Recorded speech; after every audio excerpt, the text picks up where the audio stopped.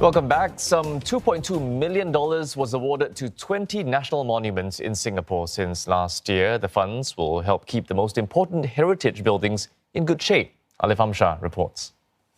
The Hajjah Fatimah Mosque, nestled in the Kampung Glam area, dates back to the 1840s.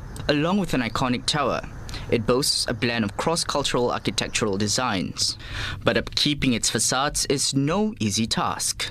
It helps that the mosque is one of 13 national monuments that will receive funding for maintenance or restoration works this year under the National Monuments Fund.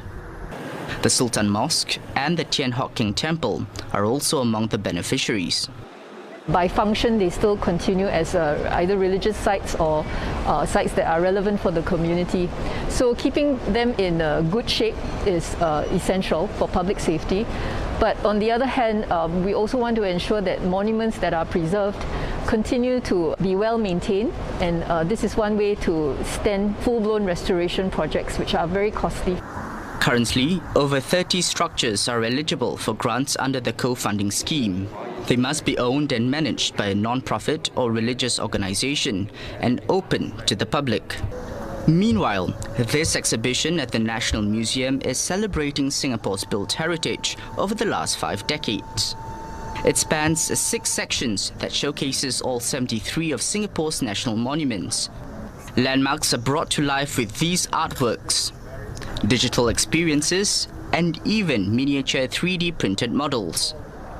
Whenever we see a monument, it's always we are the small figure looking at this giant building right in front of us. So with all these miniature models, I guess it provides the guest who comes here a different perspective, like bird's eye, or sometimes you can just really squat down and look from the bottom. So with all this kind of experience, it kind of brings a very different dimension towards monument. The exhibition will run until early January next year. For more insights on the importance of protecting these historically significant sites, we're joined by NUS Professor Ho Puay Peng. He's also the UNESCO Chair for Architectural Heritage Conservation and Management in Asia. Prof, thanks very much for joining us. First, some big picture. What are some of the considerations before authorities decide what to gazette as national monuments? Thank you, John. I think the most important consideration would be the values of this monument. And to us, as a conservation professional, we go by the value-based system to understand the values of the buildings in order for us to decide whether we should conserve it. And national monuments is at the highest level of this value-based system. And so in the hierarchy of monuments or heritage, the monuments that we preserve as national monuments really would be the highest and the most direct evidence of our historical journey, of our identity, of our culture. Now, Professor, many of our national monuments were built in the 19th and 20th centuries. Are there structures that have yet to be gazetted, but perhaps deserve to be? Yeah, Steve, I think that there are many structures that we should look at in order to understand their values as well as their contribution to our identity.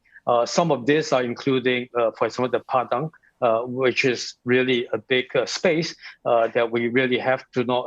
We are very much a part of it as we grew up in our national service as well as today. And therefore, it has a very, very important significance to the life of the people. There are also other heritage, such as those underground.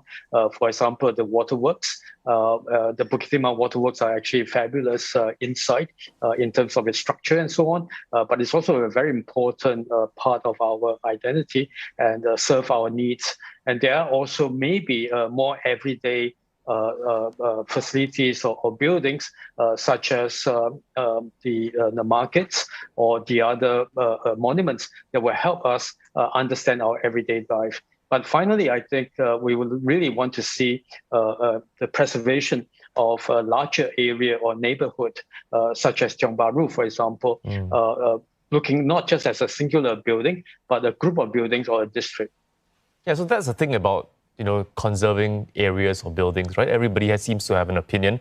And I think a lot of people have been talking about getting the public involved in consultations over what should be gazetted as well. What's your take on that suggestion?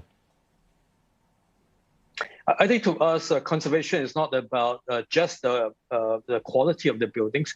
Conservation is about how we see those buildings, and it is how we really put a value on the building so that we want that value to be transmitted to our next generation. And so the society ought to be at the center of the conservation movement. We should be able to give the monuments or the heritage buildings that we preserve a life so that we can continue. And the next generation can decide whether those buildings are their monuments. And so our role and our responsibility today is to give it the value that we think is appropriate, and the next generation can keep it up, or maybe not regarding them as heritage or monuments.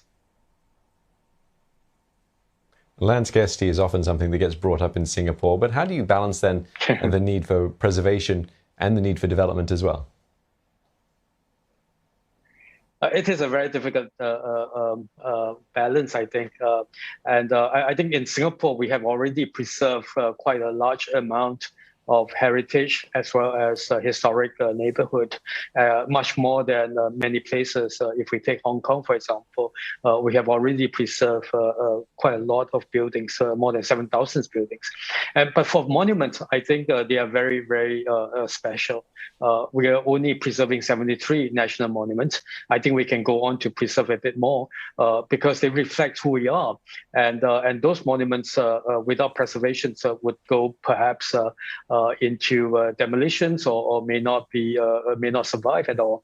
And I think for me, some of these monuments really they don't occupy a lot of land. I mean, maybe Tiong Bahru would be a larger piece of land, but they don't really occupy a lot of land. And so I think our priority is to continue this historical journey and consider this some of these buildings to be monuments. Professor, thank you for joining us, and thank you as well for the work that you do. Professor Ho Puay Peng from NUS.